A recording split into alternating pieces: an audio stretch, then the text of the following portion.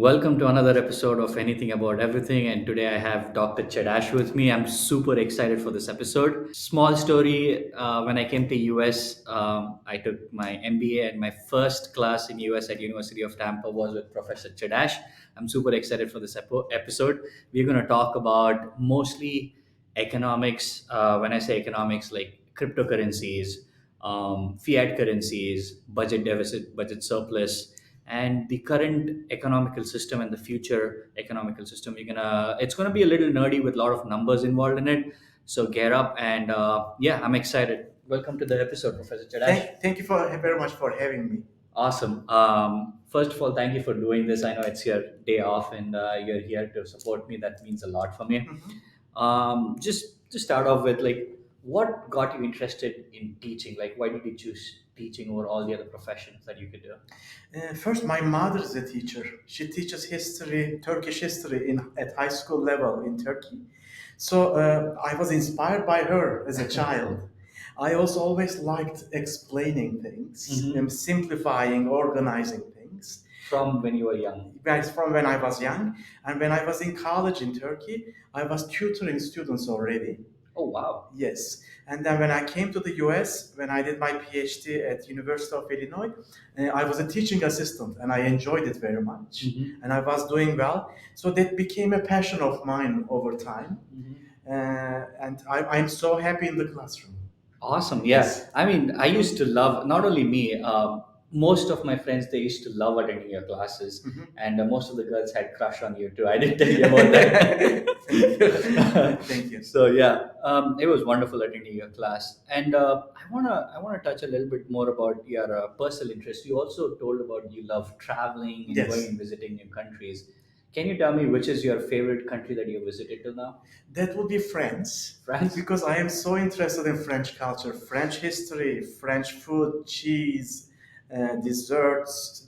Paris is my favorite city. Uh huh. So I am I'm partial to French culture. That really makes me excited. I try to go every May to Paris and stay a week or two Oh wow, there. every Yes, May. every May, every year.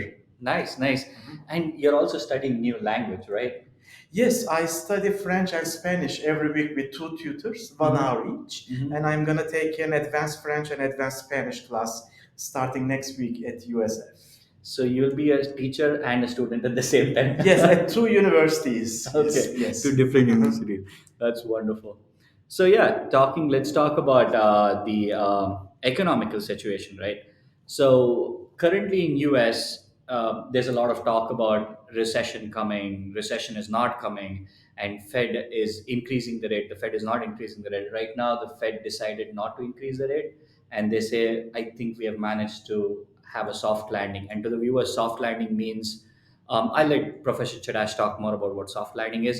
Can you tell us what is soft landing based on what Fed says, and did we have a soft landing? Sure, they use that term when Federal Reserve Bank raises interest rates to fight inflation.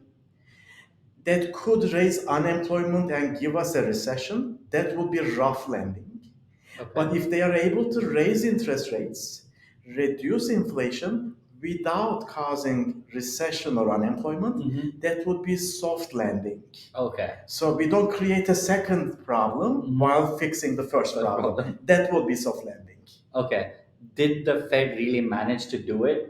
I would say definitely yes, as Okay. of now, Hmm. because inflation went from 9.1% in June of 2022 Hmm. to 3.1 right now. So they did reduce inflation. It worked. Hmm.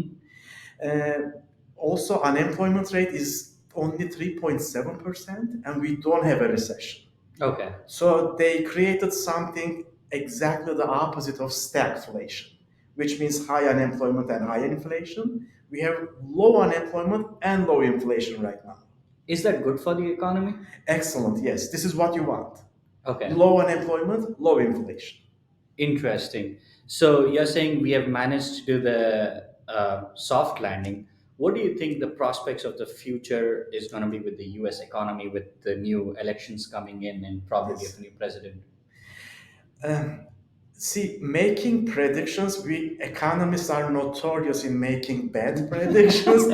So I don't want to say there is going to be a recession or there is not. I Uh-huh. don't see any indication that there is going to be. But in 2020, before March, unemployment rate was, I believe, 3.4%. And a couple months later, it was almost 15%. Yes. So we didn't expect a recession because we couldn't foresee a virus, Mm-hmm. a pandemic hitting us. So anything like that could happen that we don't foresee. But I don't see any reason to believe that there is going to be a recession in the next year or two. Got it. Yes. And I wanted to ask about one more interesting thing. Last time when Fed, I don't think they raised the interest rate, but we had two back-to-back negative GDP. Yes. And I learned in your class, when you have two back-to-back negative GDP, that means we are in recession. But the Fed argued saying that's not the only metric to say that we are in recession. Is that true? Correct. For example, take the last recession, COVID 19. Mm-hmm. That was only 2 months long. Back to back means 2 quarters of negative Negative GDP GDP. growth. That's a guideline, but they don't really use it. Okay. So we didn't have a 6 month recession, we had a 2 month recession officially. Mm-hmm. Why did they call it a recession if it's not 6 months or longer? Because GDP crashed so much. Like they also look at retail sales, consumption, car sales, home sales. They collect all these data. If everything is negative, they call it a recession. So it's not just based on It's not GDP. just based on GDP. Yes. Got it. Got it. Talking about inflation, you said we had 9.1% inflation and Fed has got it to 3.1. Whenever I talk about inflation, I always thought that inflation was good for the economy. But I've been watching few videos and I've been going through few materials, one from Robert Breedlove as well. He says inflation is a broad daylight theft that Mhm. has been imposed. What is your take on that? High inflation is definitely bad for the economy. Mm-hmm. Like you could take Argentina right now. They have really high inflation. Their currency is losing value, and people are struggling. Poverty is increasing. So high inflation is bad for the economy. Do we want deflation, which means prices falling? We don't want that either because as prices fall, companies make less profits Mm-hmm. and they cannot make less profits, they fire people, unemployment increases. As people don't have jobs, they don't buy goods and services, and then prices fall again. Mm-hmm. So like a hamster spinning a wheel, economy gets stuck. So I don't want high inflation, I don't want deflation. Then what do you want? The official target of the US and many other countries is 2% inflation. For Not every too high, but not under zero either. for every year or every quarter? Per year. Per year, two Yes, percent yes. inflation. Core inflation, 2% core inflation, except for gas and food prices. They remove them because they change a lot. Mm-hmm. So they take inflation for everything else. Mm-hmm. That should be 2% per year. Got it. Got it. That's the official target of the Federal Reserve Bank. Yes. For me, when I think about inflation and also the not only the employment rate, how would I say, the increase in the citizen's salary, right? So if the inflation is 2%, I assume that usually the earning of people will at least go up by 2% Mhm. to match the inflation. But in last couple years, I've been seeing and I've been reading about it, saying the inflation is so much, but the salaries have not matched that. What is your take on the future of that? Like when the salaries, and because the inflation has already gone too high and the Yes. salaries trying to catch up, is there going to be any negative causes for it, or is there any economic reform that already has been placed for it? So depends on what kind of a job you have. Mm-hmm. However, in the beginning of high inflation, wages did not go up as fast as inflation was going up Mm-hmm. or prices were going up. However, later wages did catch up. They are rising right now. Okay. So we are making up the difference at this Mm-hmm. point. Mm-hmm. But if wages don't rise as much as inflation, of course, purchasing power of that person declines. Mm-hmm. So that makes them poor. They are Got able it. to buy fewer goods and services. Mm-hmm. But wages are catching up right now. We are Got in it. a good economy in so many ways. Got it. Yes. Yeah. And I also want to hear your take on fiat currency. When I say Mhm. fiat currency, in 1971, August 15th, Richard Nixon, he said we're going to go away from golden standards. I'll let you like talk more about it, what golden standard is, and why did we go away, or at least like why did US choose to go away, and then they bought in the fiat currency. And do you believe the fiat currency sustained until now? Do you think it's going to still sustain the future of the economy, or do you think this is going to give rise to cryptocurrencies or different kind of currencies? So I will take your question in two parts. First, the gold standard. Correct. US was on gold standard before 1971, which means that any dollar bills, we still use dollar bills, Correct. nothing was different, except that it was backed by physical gold stored by the government. Some of the gold we have here, they go mining and they find it, but a lot of it was coming from Africa. We were buying that gold from Africa. At some point in 1950s, 60s, the French said, which France has colonies in Africa, many countries that they colonized, they said US should not get all the gold from Africa, so they started buying some of the gold from Africa. And we couldn't find enough gold to back our currency. As we had recessions, to print money, you have to find new gold Okay. equivalent to that additional money that you print. We couldn't get enough gold to be able to print enough money to fight a recession. Got it. That became unsustainable. Hmm. That's why Richard Nixon quit the gold standard in 1971. So we don't need gold to print money anymore. Hmm. So blame the French for for us losing the gold standard. If you like the gold standard. Uh-huh. And the second part of the question that gave rise to fiat currency, that means like by degree, like the value holds because the Mhm. federal says so, right? Do you think there's any issue with the fiat currency? Fiat currency means our dollar bills, our dollar is not backed by any gold, anything tangible. It doesn't have any intrinsic value. Like you can't do anything with that money except for it being money. Like you cannot burn and create heat. That's not going to be a good use of it. So fiat currency means the only reason people trust, accept, and use dollars is because U.S. government says this is the official currency of the country. Country. So government backing creates the confidence for people to accept for buying and selling dollar bills. Okay. So are there problems with fiat currency? Maybe yes, but less than I think some virtual currencies or cryptocurrencies because it's well regulated by the government. Nobody can print dollars except for the US government, and they will go after that person very harshly. There are some laws about that. Uh-huh. Yes. So what is your take on cryptocurrencies? Like, are you a believer? What is your take on it? I'm not much of a believer. There are multiple problems with cryptocurrency. First, they are so volatile. Initially, they rose so high, then they crashed. Some people made money, some people lost money. So this is more like like an asset that people investing in instead of money that a shop like Walmart, Publix accepts. Correct. So it's more like an investment, but it's so volatile that people are gonna be hurt. And in the stock market, you have more affluent people on average investing. Correct. When it comes to cryptocurrency, you get more minorities, poorer people, younger people investing.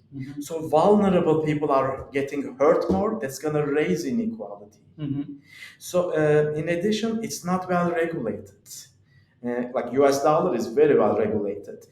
Cryptocurrency is not centralized by the government. There is not enough regulation. So in that case, it's open to money laundering, corruption. So for those reasons, I don't really support You don't support cryptocurrency. Yeah.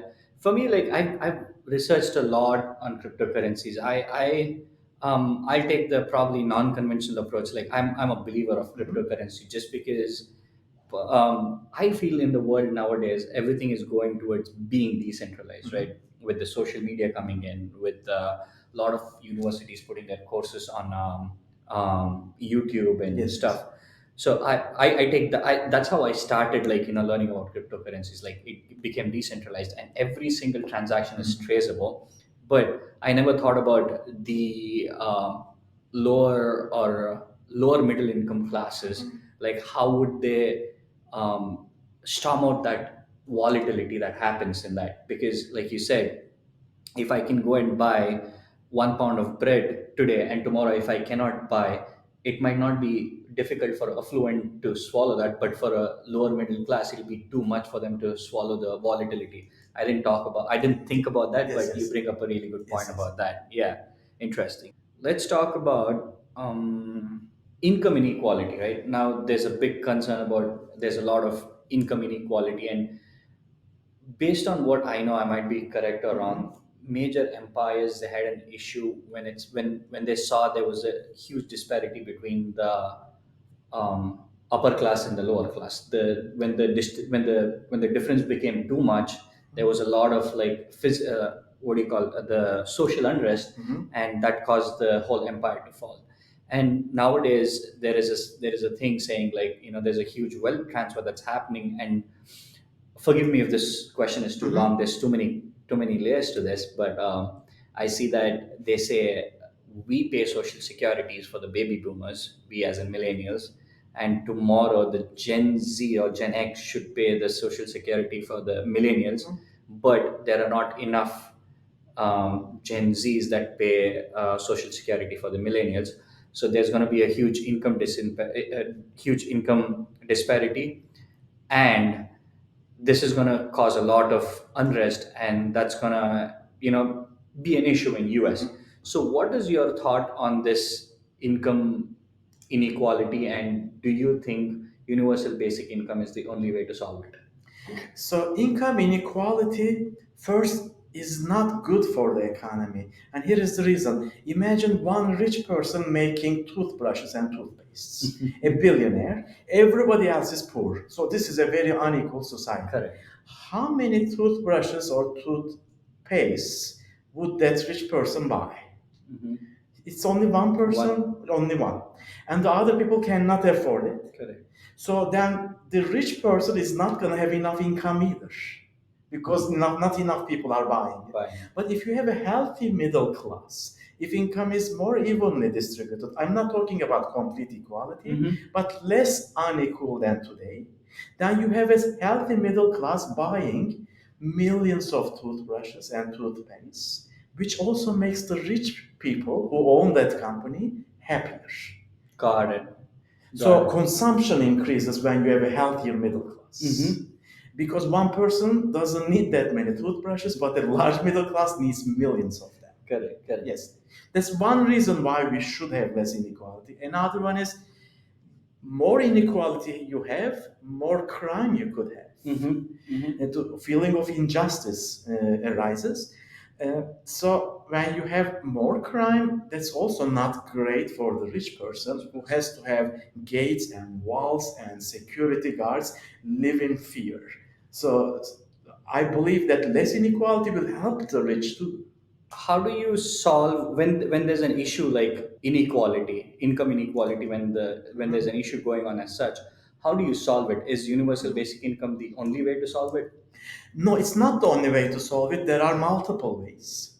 We have progressive income tax right now, but social security and Medicare tax that they take from our paycheck every month, that's taxed up to a certain income level. After that, if you make more income than that, the rest of your money above that level is not taxed. So the rich are paying a smaller percentage of their income than poorer people.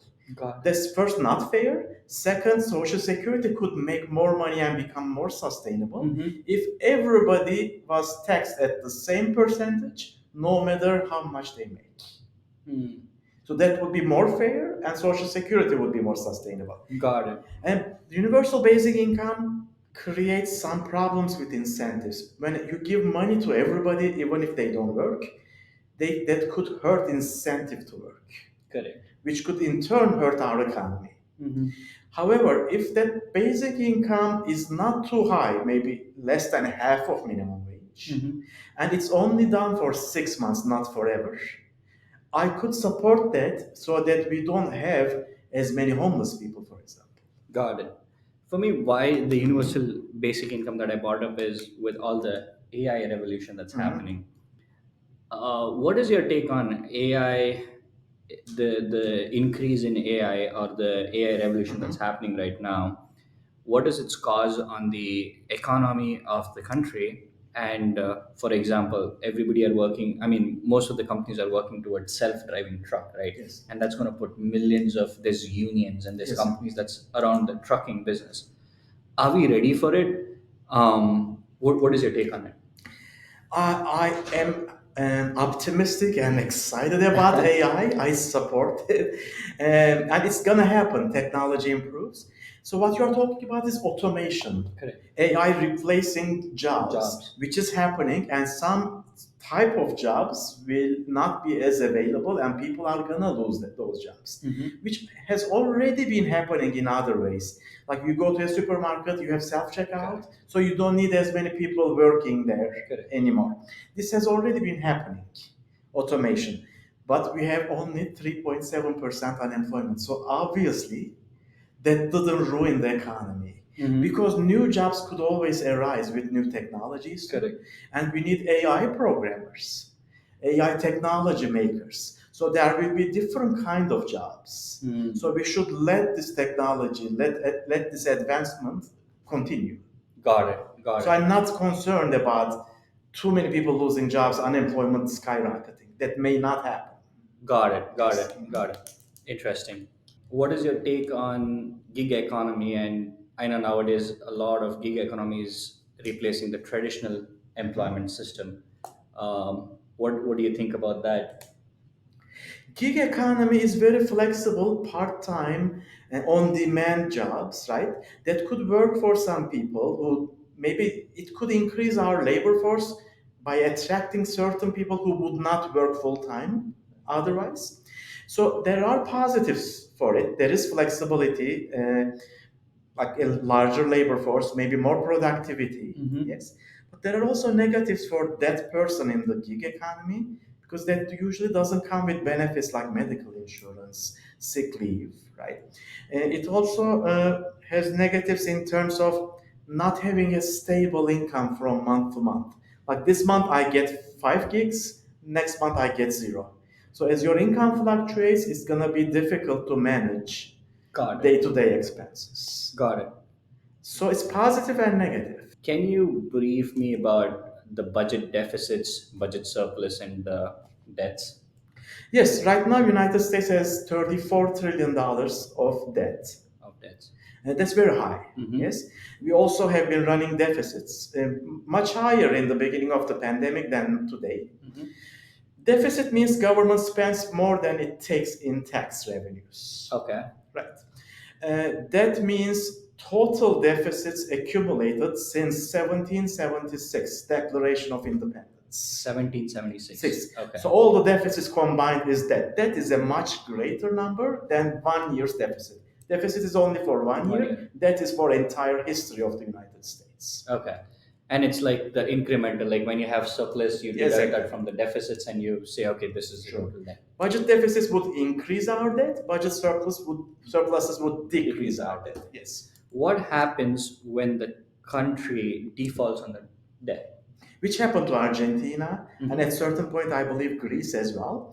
Default means they are not able to pay their debt. They Hmm. miss a certain deadline for some bonds that they sold. Uh, once they don't pay, confidence in that country's ability to finance its debt in the future crashes. Once you don't have confidence, they are going to charge you higher interest rates. Hmm. Just like having a bad score gets you a high interest rate. So having a default will get a high interest rate for that country. Then they will have to pay more in interest, or it's going to be very difficult to borrow new money, which they need to pay the old debt. Got it. Got it. So they might go into printing money to pay the debt because they are not able to borrow once they defaulted. The more you print, the more inflation you get.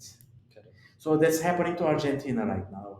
It's a very difficult cycle that they are in. Got it. And when you say borrow money, who is the country borrowing the money from?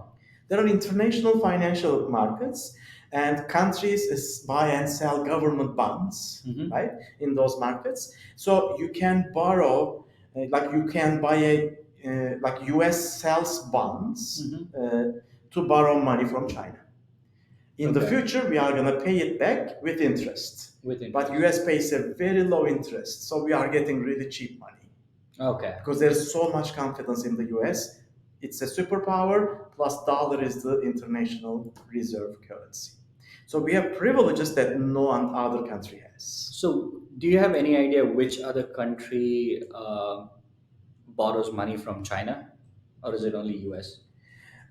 Many countries Many borrow countries from do. China, Okay, yes. and all the countries will have different interest rate based on the country's Yes, confidence. credibility or trustworthiness. Got it. Got it. How is their economy judged Got it. internationally? So, what's the difference between GDP and deficits? Like how they to combine are different? Yes. GDP is gross domestic product. It's the total dollar value of all goods and services produced in a country from January 1st to December 31st. Okay. Like let's say it's $26 trillion right now. We produce $26 trillion worth of goods and services, brand new goods and services last year. Okay. And second question was deficits. Yeah, deficits. Deficit is government spending and taxation, the difference between government spending and taxation. If government is spending less, I'm sorry, more than More than the they collect in taxes, that difference is deficit. got It's it. not the value of goods and services, it's the government budget. So, which is more accurate way that a country would say this country has good economy? Is it the deficits or is it the GDP? Both are important, but primarily an economist would look at GDP growth Mm-hmm. as a really important factor for creating jobs. And Mm-hmm. if GDP is growing faster, and that our budget deficit as a percentage of the economy could decline, and it can become easier to finance that deficit too. So GDP growth benefits deficits. So you want GDP growth. You want GDP growth. Yes. Makes sense. I know India is one of the fastest Mhm. growing GDPs, right? This is going to the stock market now. I invest a little bit in stock market too. I've seen a lot of investors who are in stock market are trying to study the charts and like look at the basic numbers like the GDP numbers or anyone. I've not seen a lot of like economical enthusiasts invest a lot in stock market. I might be right or I might be wrong. Why is that? You mean economists not Yeah, investing? yeah. Many economists, like economics professors, they have their retirement savings invested in stocks. But they don't day trade or they don't like Hmm. do as like a Wall Street person does. As an economist, my training, many people assume I would understand from stock market very much, but that's actually finance, not economics. Okay. Those are two different areas. We work on GDP, unemployment, inflation, or microeconomics, demand, supply, or incentives. Stock market is finance. Mm-hmm. Some economists would understand very well because they specialize in financial economics, which is Mm-hmm. an area under economics. Okay. Uh, so, like, I have never had a big interest in the stock market Stock market. except for my retirement savings being invested in mutual funds. Yes. Awesome. If someone wants to come to US, study economics and get a PhD and be a professor or do some major research, what is your advice to them? How do they start off? Where do they start off? Okay, it's great if they have an engineering background For or econ mathematics background. for economics? Yes, they are preferable because at PhD level, we have a very advanced level of mathematics that we use, Mm-hmm. and sometimes real analysis. Mm-hmm. And so you want to be really good at math. Got it. Yes. So I would recommend taking multiple semesters of calculus, linear algebra, statistics, probability, econometrics, so all those courses. Econ majors also have advantages because they have taken some of those. Got it. I did electrical engineering in my undergraduate, which opened a lot of doors for PhD programs for me because they trust you more with your math background. So you are gonna do lots of math if Okay. you do a PhD in economics. So you have to, in your undergrad, try to focus more on engineering and math, and then how do they bifurcate the universities? Do you need a master's to do your PhD, right? If I'm not wrong. Sometimes people go directly from college to PhD. Hmm. In after the first 2 years of that PhD program, they give you a master's. Okay. And if you're not doing very well, you could actually take it and leave. But then you continue to PhD. I had a separate master's in Michigan, graduated 2 years master's program in economics. Then I went for PhD at University of Illinois. So I have two separate degrees, master's and PhD. It wasn't part of my PhD.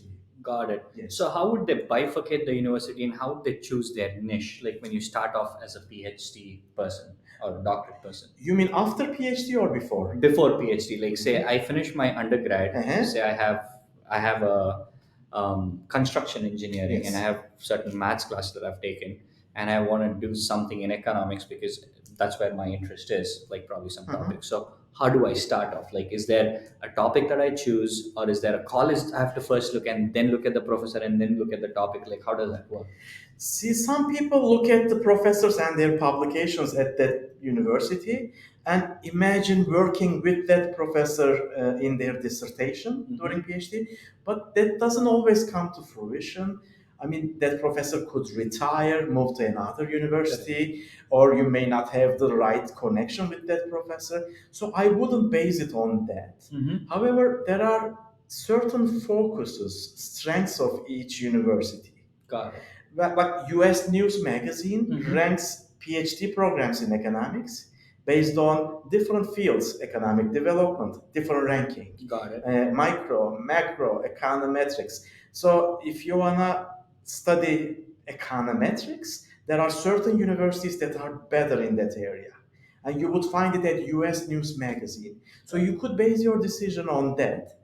But there's also another problem. What you like before PhD, in terms of what kind of economics you like, could totally change after you start your PhD. Interesting. Yes. Interesting. Okay. Awesome.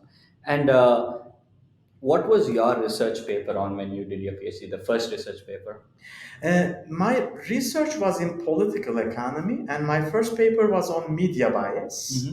And it was about media emphasizing certain stories to benefit either Republican Party or Democratic Party in the United States. Very interesting. Not necessarily lying or making up stories, but emphasizing certain stories. For example, under a Democrat president, a conservative newspaper might emphasize unemployment rate, high unemployment rate more than they would under a Republican president, so that they hurt the Democrats, so that next election Republican wins.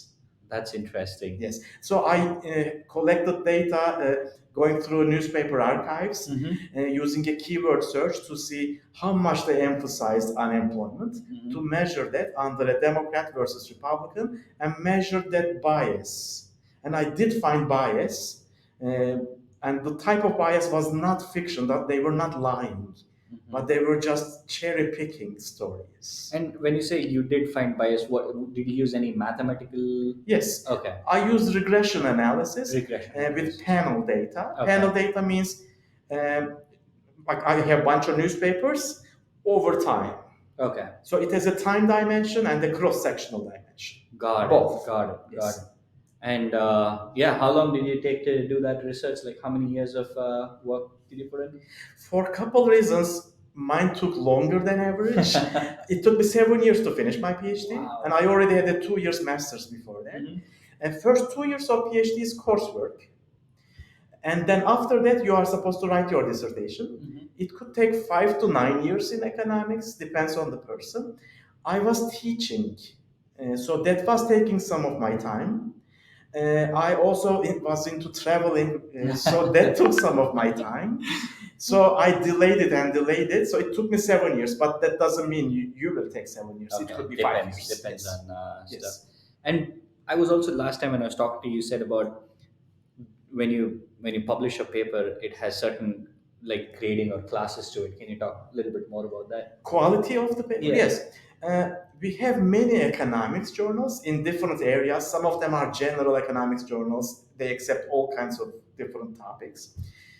And there is a ranking for each journal. Okay. There is a classification called ABDC, ranking of journals. You could Google this if you like. And it ranks journals in four levels: A star, A, B, and C. Okay. A star journals have like typically 5% or around that acceptance rate, meaning 95% of papers submitted to those journals are rejected. Got it. And it's a long process to publish a paper in economics. It could take a year or two to write a paper, collect data, research, and then it could take another year, even more, to publish it. So we are talking about a 2 to 3 year project for one paper. Wow. Yes. Wow. Wow. And when you do a PhD, like most of people who I know PhD have always got into like teaching or education Yes. profession. What are the other professions that you can choose after PhD? You could be a researcher at government institutions or institutions like World Bank, IMF. In what they are usually in Washington D.C., but not necessarily. You could work for a bank, insurance company. They have economists, Oh, okay. right? You don't necessarily need a PhD for those jobs. A masters could also do it, right? But PhD, if you have a PhD, they would pay more, Okay. right? Got it. So it could be researchers, state or federal government. It could be economics organizations. United Nations might be hiring economists for certain projects they have overseas. Banks, insurance companies. Of course, you could work as a teacher or professor So, at a university. got it. You have taught in like two, three universities? Uh, Before I finished my PhD, I was already teaching every semester at University of Illinois at Urbana-Champaign as a teaching assistant. Okay. Initially under a professor, only discussion sections on a Friday. Later, they let me teach my own courses as well. So I was not working under a professor anymore. Then I had a visiting position at Colby College in Maine for 2 years, from 2011 to 2013. That's my second university. Then in 2013, I got this tenure track, a lifetime position at University of Tampa, which I have been working here for my 11th year now. Nice, nice, awesome, awesome. So yeah, those are the questions that I had for you, Professor Chadash. Do you have any last words to the viewers? So economics is not scary; it's very enjoyable. I hope you give it a chance. I find it that in developing countries there is more interest, like in Turkey, Argentina, Brazil, Mexico, more interest in economics than in richer countries. I hope that changes because it really affects our lives. We Definitely. hear it all the time on TV. So I'm hoping that that could change and more people in the United States major in economics. Lovely. All right, viewers, you heard it. Let's try to get into economics and let's try to encourage our kids to get into economics. Yeah, to the viewers who have been sticking around, thank you so much. And I have learned a lot in this episode, and I hope you have too. Until I see you next time, thanks again.